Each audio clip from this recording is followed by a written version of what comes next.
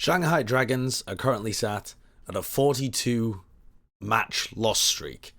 And now that they've reached this historic number, which is the answer to life, the universe, and everything, I think it's time that we delve into their history and find perhaps some answers, or maybe even find the question to what had gone wrong with this team, and to see if there's lessons for future teams as well. Interestingly, to Shanghai is a verb originating from the practice of forcing sailors into various navies around the world, most notably the British Navy, basically drugging and kidnapping them, fraudulently forging their signature as if they'd already signed up to the Navy, and then locking them onto a ship, often heading to Shanghai, hence the name, and they were just trapped in there for the duration of the journey. Now, the Chinese scene and all of their hopes and expectations were kidnapped in 2018 by terrible management decisions from the people running the Shanghai Dragons and the head coach at the time, and they were locked into permanent last place for the entirety of that journey that lasted a whole year, and I'm sure was very painful for everybody involved.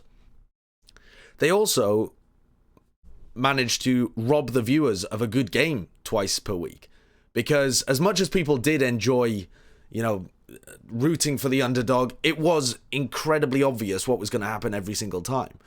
And one of the hypothetical flaws of a franchise system where you don't have any relegation was this, and it was brought up by people who are fans of open circuits and stuff, which is you might just have some teams that absolutely suck and are just awful games.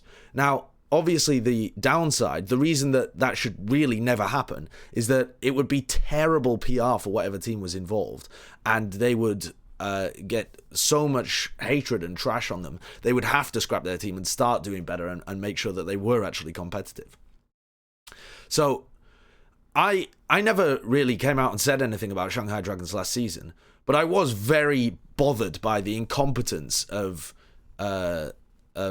this team when it first started, to sign such a poor representation of the Chinese scene. And I think they let down the Chinese scene and the viewers, honestly, who were hoping that they'd be able to represent China and give some really good games in the Overwatch League. So I didn't go too hard on them in 2018. There was enough pressure on them at the time already. But now that they've started to sort their shit out a little bit, I think it's fairly reasonable to look back as harshly as it was required to be at the time. Like, this was really quite unacceptable from them. So Shanghai did actually sign basically a whole new team in the mid-season, right? So it wasn't even the mid-season, it was like February, I think, when they signed these guys. It was clearly obvious from stage 1 and the beginning of stage 2 that that this team was not able to compete with the rest of the league. And so they made some big decisions.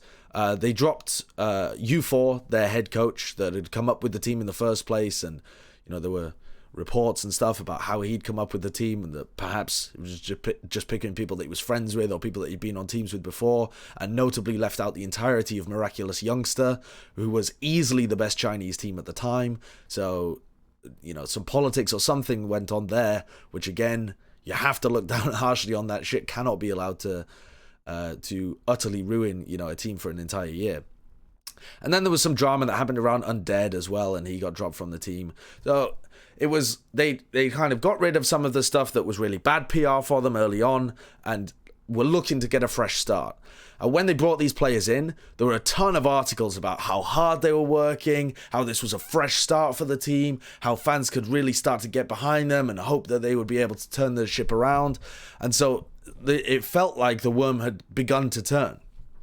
But these players were rookies. There was nothing to get too excited about when they were brought in. I remember looking at this and thinking, honestly, if you wanted to completely flip your PR around and start to compete again, these were not some of the players that you would be looking to sign. They signed a bunch of rookies onto the team to all play together with really no veteran presence, nobody that knew how to play in a top team, nobody that had massive amounts of experience, no big signings. Fearless had been good on a rising team called Element Mystic, which you'd probably be aware of now, but at the time, I'd picked them out because they were starting to rise through Korean Contenders trials, and I think maybe they'd started to compete in... Actually, I don't think they'd even started to compete in Korean Contenders. I think it was Apex Trials was where I had first spotted them, and they were doing pretty well. So, I mean, real rookie main tank, Fearless at the time, but he had a lot of promise.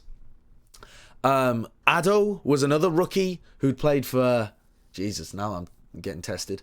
I think this was MVP Space or something like that, or he'd subbed for them in some kind of cup. That might be wrong. But the guy had played like Genji and Tracer, and his stats looked decent. So some of the people behind the scenes, notably Volumel as well, actually, was, this guy looked like he had a bit of promise. Not somebody you'd want to like bank on turning a team around that hadn't gone winless so far, but okay, another guy with promise. And then a guy called Zhu Jung, who changed his name to Sky, was with Miraculous Youngster, and he was being signed to the team more as that veteran presence, but he'd only had success 6 months prior and only playing Ana, and it was now a full Zen meta, and he was going to be a Chinese player playing on a mostly Korean team now. I mean, these were some very questionable decisions at the time, and it was really strange, the pickups that they made. But because so much of the narrative was around fresh start, these guys are going to get them going again, they're working so hard, they're ready to do it, new head coach, all of this stuff, the narrative overtook the analysis of where this roster was. And of course, the biggest pickup for this team was signing Geguri. And I think this was one of the big pickups that really saved them from what should have been some very harsh questions on whether these are the correct signings or not. There'd already been a lot of talk at the beginning of the league about the fact that there were no female players, which it doesn't really bear comparison to traditional sports, but esports should be an area in which female and male players, in theory, should be able to compete at the highest level. So fair enough, but it's not something that the Overwatch League or teams can really reasonably affect in the short term. It's a problem or an issue that needs to be addressed at the base level of getting more female players in, making sure that there's a minimum of harassment in the ladder so that they don't feel like they are not able to join top teams, to culturally shift things so that it looks like a more reasonable career prospect for women, or like just attracting them in the first place. These kind of things. It's not fair, I think, to be in a position where you're just saying you need to hire female players. Now, anyway, it was a strange signing at the time as well, because there were proven players on off-tank, guys like Void, Choyobin, Doko, Michelle, who'd been doing really well, not in the Korean scene, but had been doing really well at the time in Pacific, playing for Ardiant. Rhea as well, who we've now seen got picked up by Hangzhou Spark. I mean, these are 5 off-tank players who were renowned, had a lot of experience, and had not been signed by anybody at the time. So there was reasonable criticism when Geguri was picked up as well, that it seemed like that decision was pretty cynical. You know, from the outside, it doesn't look like they've signed the best players possible across everywhere, but it also seems like perhaps that was a decision designed to help PR. Now, Geguri did end up playing reasonably well. I wouldn't say that she ended up playing the best off-tank in the entire league, and I don't think that she would have been a better decision than picking up Void or Choyobin or Doko or perhaps Michelle or even Rhea. Like these players, I think, from what we are able to see of them in 2019, look like they're still going to be better picks than Geguri on the Shanghai Dragons. Now, having said that, though, Geguri did look like one of the better players actually on Shanghai when it came to that. And much better than I would have expected based on her form in Rox Orcas, which was the team that she was playing for in Korean contenders. So fair enough, she ended up outperforming expectations of what I would have expected, so some of the criticism on her pickup ended up not being justified in the end anyway. But this was a major pickup for them. And a combination of the players being easy to get behind because they're rookies, you want to root for them, a lot of support behind Geguri. She's the first female player, she's really like trailblazer. She's going somewhere that nobody has really been before, competing at the highest level, you know, on equal footing as well. It's not like these are female only tournaments. This is absolutely the highest level of competitive Overwatch, and she has over the course of the season deserved her place. And because these players are super easy to get behind, and all of the articles were on how hard they've been working, and that they're overcoming these barriers, and they're working against kind of they're trying to turn the ship around, all of this kind of positive stuff, fresh start, all of that, it turned public opinion from these harsh questions that really deserve to be asked about how this had happened in the first place, what lessons could be learnt from it, how the miraculous youngster players had been left out, how these people got the jobs in the first place, you know, and then why such rookie players were picked up and so much pressure was put on their shoulders. Not an easy situation for these rookie players to be in, despite the fact that the public opinion was so much behind them. Outrageous amounts of pressure, right? At least more veteran people, or literally just better players, would have been able to handle that pressure a bit more because they already have a higher level of skill. They don't have to be learning all of that stuff and getting their level up at the same time as dealing with all of that pressure. But it did help their PR and basically turn public opinion from these harsh questions to fairly unconditional support. Almost everybody's... So this was a famous quote from... I can't remember who it was. Do you know what? It might have been me, but I don't think it was. I'm not intelligent enough to come up with this. But somebody famously said throughout last season, everybody's second favourite team is Shanghai. Because even if you've got a team that you really root for, even if you're a diehard Valiant fan, the team that is after that you really want to win is the Shanghai Dragons. You wanted these guys to overcome the pressure that was on them and be able to take that first win. And it made them the underdog that everybody loved. Now, at the end of the day, though, they did not win a single match in the Overwatch League. Even after they had rebooted their roster with these Korean players that were certainly better than the Chinese players that they had replaced. But, as I say, not all-star players that you should expect to be able to absolutely compete in the middle of the Overwatch League. They didn't win a single match. They went 0-40 throughout the season. Communication was a horrific problem for them. I was hearing little bits from the Overwatch League people who'd gone and done interviews with the team, and I think it was Emerald Gao who works with the editorial and produces some really good articles for OverwatchLeague.com. I think it was her that did a whole piece on being with the team and seeing how they were practicing and seeing what the environment was like. And it was all very positively framed, the article. You know, it was another one of these articles that was like, let's get behind these guys. They're really trying their hardest. It wasn't the players' fault that they had been put in this terrible situation, so show them as much support as possible, this kind of stuff, which is all very fair.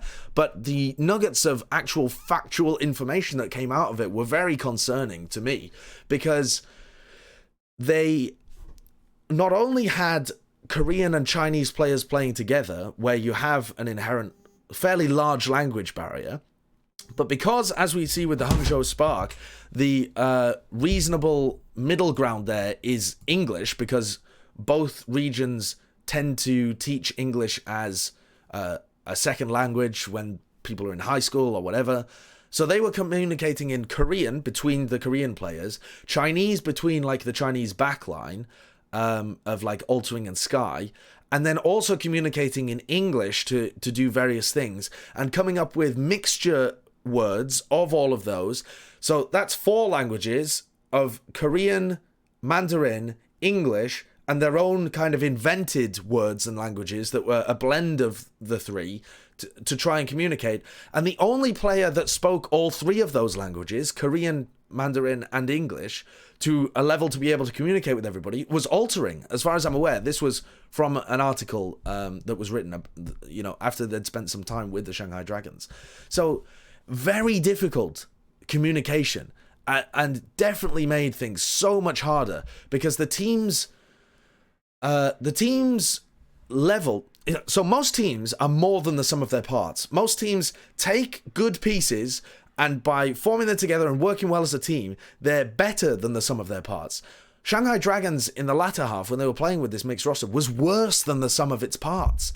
I mean, Addo and Geguri looked like they were fairly decent. Dia had some moments. Fearless, we'd seen previously, could be a very capable main tank.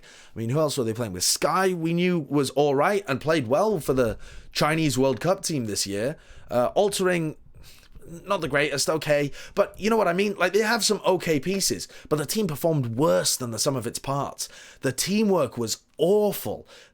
Just their understanding of the meta and their ability to coordinate things was all over the place. It looked like they didn't have a great grasp on how to play, and they didn't have a great grasp on being able to sling any strategy or coordination together because of the teamwork, and it was just a travesty. They did improve from how they were playing at the beginning of the season with their Chinese players, but it wasn't much, honestly. They still looked pretty poor, and the rest of the teams in the league were doing deliberate prep for whenever they played Shanghai to make sure that they weren't the first team to lose, because that would have just been a meme forever, wouldn't it? If Shanghai Dragons end 1-39 and it's like, I don't know, Philadelphia or something that lose to them, I mean, that's just gonna haunt that team forever. So they were doing deliberate preparation to make sure that they didn't lose to Shanghai. So it made them, one of the teams that you would prep the most for, because you absolutely didn't want to be the team that lost to them. So many, many issues with this team that all stemmed from what a terrible start they had had. It also had the unfortunate effect of tanking Fearless and Sky's reputations. Sky had a reasonably good reputation when he came into the league. Yes, he'd only had success for a short period of a couple of months, and yes, it was only on Anna. But he looked within the Chinese scene to be a reasonable Zen as well. Certainly not the best Zen, but a reasonable Zen. If he had been playing on a full Chinese team, like, for example, the Chinese World Cup team that we saw this year, certainly people would have thought a lot better of Sky. Now, I don't know if you guys remember, but Sky was very heavily criticized. Again, he's speaking Chinese. The rest of the team that should be peeling for him are speaking Korean. They had terrible, apart from altering, obviously, they had terrible teamwork. They couldn't go back and help him. He was caught out of position a bunch of times. He died a lot. He didn't have big impact. It looked like he was feeding, but again, so many outside factors that you have to take into account there, and his reputation has gone down the tank for it, not been picked up by the Chengdu Hunters or a team like that, despite having a good showing in the World Cup. He's now a player that's just playing on Chinese contenders teams and might not get another chance to play in the Overwatch League. Whereas if he hadn't been involved in such a car crash of a 2018 season, maybe he would have been. It also tanked Fearless's reputation. Now, as I mentioned before, he was playing for Element Mystic when they were coming up through, what was it called? Apex Challengers, that's what it was. So he was coming up through Challenger alongside Dako. Dako was his partner. Fearless and Dako looked like a great combo. Then he played very aggressive, very well coordinated with his team. This looked like a really great main tank to me, like a guy with a lot of potential. Not a great main tank in terms of plug him straight into Owl and he'll carry a team, not even slightly, but a great main tank. Give him a couple of seasons in contenders, pick him up for Owl and give him some coaching, maybe a bench spot. This guy could really be a great main tank, like be able to be a top 10 within the Overwatch League, which is pretty good, honestly. It tanked his reputation. Fearless looked awful throughout 2018. No communication or coordination with the rest of his team. He was, jumping in, playing aggressive, but without the rest of his team to back him up. Just ended up feeding. Wasn't as bad as Roshan by any means, but absolutely tanked his reputation and meant that he really wasn't able to learn and develop as a player. And now what we've heard from some of the reasons why he's not playing at the moment, the team has publicly said health reasons, but some of the stuff behind the scenes seems to indicate that Fearless was underperforming and ended up, that's a result of why he isn't playing main tank for them at the moment. I really think that Fearless's career was massively halted by being brought into the Shanghai Dragons. Also, guy that doesn't get talked about very much, Five King. The guy was actually pretty highly rated within the Chinese scene as being a decent Lucio. He was probably rated as the best Lucio in China. Now, it wasn't Lucio meta in 2018, and whenever he was brought in to play Mercy, he didn't look good, and he didn't get picked up for the World Cup team either. That went to Eveltel instead, who I think is actually better. But Five King looked like a guy from the Chinese scene that did have a bit of promise, but just went stagnant on the bench. And now I think I don't even know what he's doing. Is he playing for a Chinese contenders team? Maybe. But another player that's just kind of gone missing that looked like they did have potential. Ado and Geguri, and to some extent Dia, did escape as the classic. Maybe they'll do better on a better team. And I think they probably would. I think Geguri would do better on a better team. I don't think she'd be fantastic, but I think she would be pretty decent. I think Ado has potential to actually be a really good player on a better team. Unfortunately, hasn't gone to a better team. He's gone to Justice. So hopefully that doesn't kill his career as well, because Ado really does look like he's got potential, and I feel really bad for this guy because he's just bounced from shit team to shit team. And hopefully Justice don't end up being a shit team this season. Can't write them off too early, but at the moment it doesn't look great. And Dia is now on this roster on the bench as the only Chinese player that's really not able to communicate that well. So, difficult situation for him as well. But in 2019, the reason that I feel it's reasonable to make this admittedly pretty harsh video on the Shanghai Dragons history from 2018 now, the reason I feel it's reasonable to make it now is that they seem to genuinely have made a lot of much better decisions from 2018 to 2019. And whoever's involved with management deserves credit for looking at 2018 and realizing what a horrific mistake that was, what a mess, and just going for a properly fresh start. They now have competent coaches that have proven success on previous teams.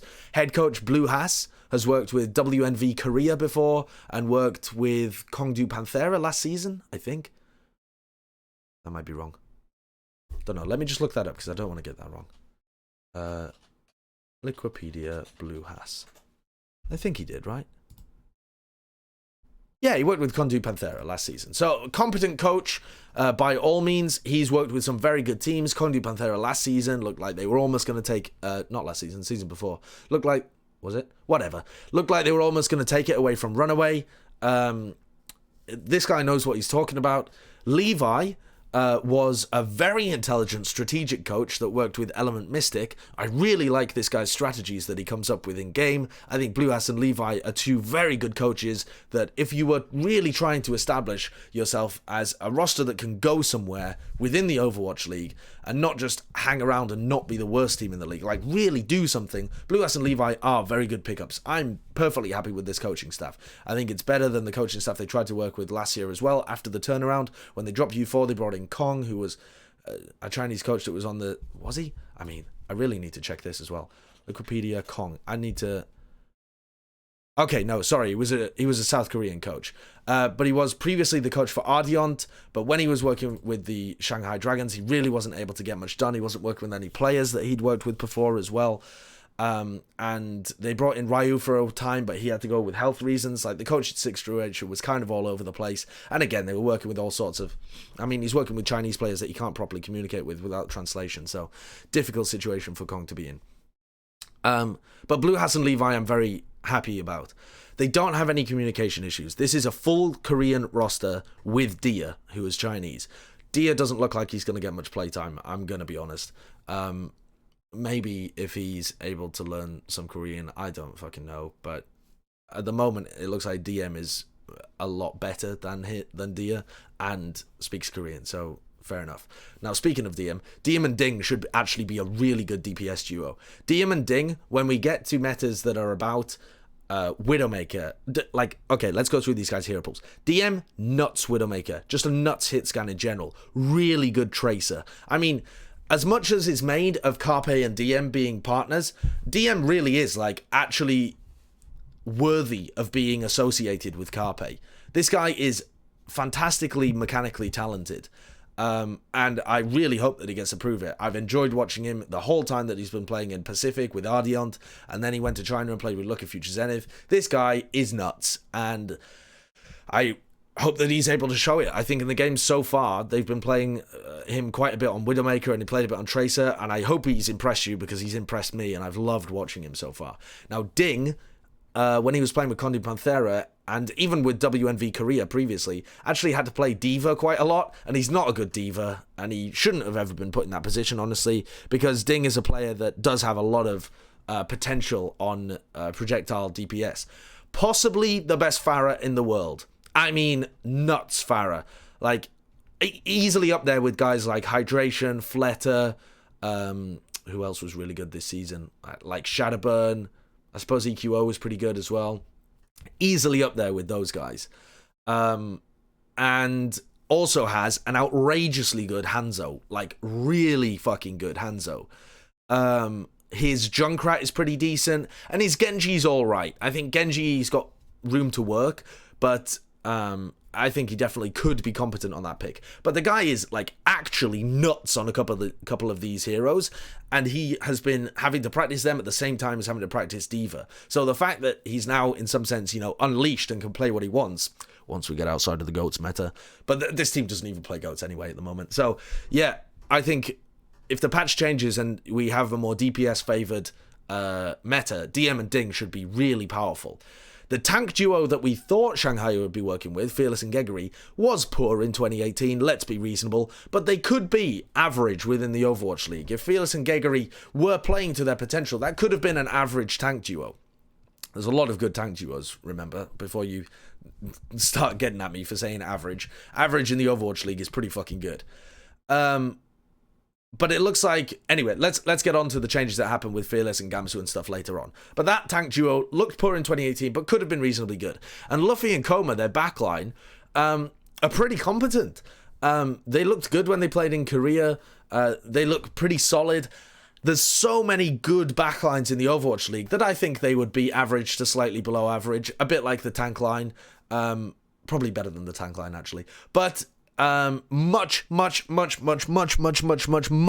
than the 2018 duos that Shanghai was playing with. Like, these guys are never going to be the problem for your team. They are solid. So Shanghai was set up for a redemption arc with Fearless and Geguri at the core of it. And it, from the outset, it looked like it might not have even been with Geguri as well. It was unclear who would be fielded between her and Guardian, who was brought in, previously played for Toronto Esports. I had a feeling that it would be Geguri, and it looks like for now she is the off-tank, and in my opinion, probably is the better off-tank compared to Guardian from what I've been able to see of him previously. But for a moment there, it looked like it might only be Fearless that got playtime out of the 2018 roster and led a redemption arc that way. But now it looks like the redemption arc is firmly centered on Geguri. She is the only player that played in 2018 that is now seeing full playtime for the Shanghai Dragons. And what a perfect storyline for her. To be brought into the league, to have all of this doubt about whether she could perform, to have the pressure of being the first woman to be playing at the highest level, and now to have the redemption arc possibility of, okay, she played reasonably well in 2018, but it was nothing special. The team went to shit. They went 0-40. Now there's possibility for this team to really do something. And most people's power rankings had Shanghai Dragons somewhere in the middle of the table. Fearless is now in Korea for health reasons, is what the team said. It's unclear how long he's going to be out. And it seems to me, speculating from the outside, obviously I'm not in LA, I can't tell what's happening, I haven't talked to anybody. It seems to me from the outside that they would have just run Young Jin on main tank. This guy used to play main tank. His name was Jin when he used to play main tank for WNV Korea. He was reasonably good. You could just run Young Jin on main tank while Fearless is away if it was a short-term health reason thing. But it looks like it's going to be much longer term because they've chosen to sign Gamsu and bring him over from Boston Uprising. So it looks to me like Gamsu is now going to be the permanent main starting tank for Shanghai Dragons. At the moment, Gamsu's Rhine doesn't look particularly good, and they don't look like they're very coordinated with him, but they're playing a lot of anti-goats where they're allowing Ding and DM to have their carry potential. Their schedule has been brutal so far. They've played against Spark, who are a very good team, who I would expect to get the better end of Shanghai over the course of most metas, but particularly GOATs, especially when you're main tank, you haven't played with them for very long, and Titans, who might be the fucking best team in the league right now. So the fact that they played Spark relatively close, each one of those maps was not particularly easy for Spark, and made Spark switch their compositions a lot because they had to deal with what Shanghai were running. And then they played against Titans. Fair enough, they did kind of get crushed by Titans, but again, Titans are so good that they'd crush a lot of these teams. So I see a lot of people, they come into my stream chat, they're asking me on Twitter, is this going to be another disastrous season for Shanghai? No, I don't believe it for a moment. I think as long as they get synergy with Gamsu, they'll be able to take matches from these lower teams. Now, the teams that they've got coming up, in week 2, they play against the Boston Uprising. If they were playing against the Boston Uprising from last week, where they had to play with Fusions on main tank and Axiom on Zarya, who was previously the main tank for them, I think Shanghai should definitely be considered the favourites there, because they play anti-goats and Boston play majority of the time Reinhardt goats, and I think Shanghai should have the right compositions to be able to deal with that. They should be able to sow chaos in a team that doesn't have the most structure in the world, and they have a lot of individual talent in DM and Ding and these guys in the backline to be able to carry them through. So I think if it was last week's Boston, that Shanghai should be considered the favourites. The problem here is Boston are going to have Colour Hex in the lineup for the first time, who I think is going to be a reasonably good player throughout 2019, and it's unclear whether or not they're going to run Fusions or Axiom on main tank. So we could see a much better, more coordinated Boston Uprising in their game against the Shanghai Dragons, which is unfortunate timing again. It seems like Shanghai just can't catch a break at the beginning of this. So it could be reasonable that they go on Norton 43. But I think this is going to be a close game, and I think Boston are going to be a little out of their comfort zone dealing with what Shanghai throw at them. I think if it goes to direct goats v goats, Shanghai don't look the best right now. They're still struggling to develop synergy with Gamsu, and he doesn't look like he has the best Rhine to play in goats. Or the best understanding of how to play Rhine and goats as well. But okay, they could get their win against Boston. If they don't get their win against Boston, they should definitely get their win in the next week against Chengdu Hunters. And there is some amazing irony there, isn't there? That Shanghai's first win could be against the only full Chinese team in the Overwatch League in 2019. I mean, just ponder on that for a second. They would go Norton 43 and then have to beat a full Chinese roster that's having their own struggles with Jichir in their main tank and YXL their hit scan, both with visa issues who can't play, and they would get their first win that way. It's a crazy narrative that Shanghai Dragons have gone through, but I do firmly believe that this is the time at which the worm has turned and the Shanghai Dragons will start picking up victories. They are not a terrible team, and don't let the Norton 2 start to 2019 or possible Norton 3 start to 2019 fool you. This is going to be a competent roster. They're not going to be the worst in the league. I don't think they're going to be bottom 5 for sure. So keep your eye out for Shanghai and think about the mistakes they made in the past. And if you're a team or a coach or anything like that, and look at the mistakes and learn from them, for God's sake.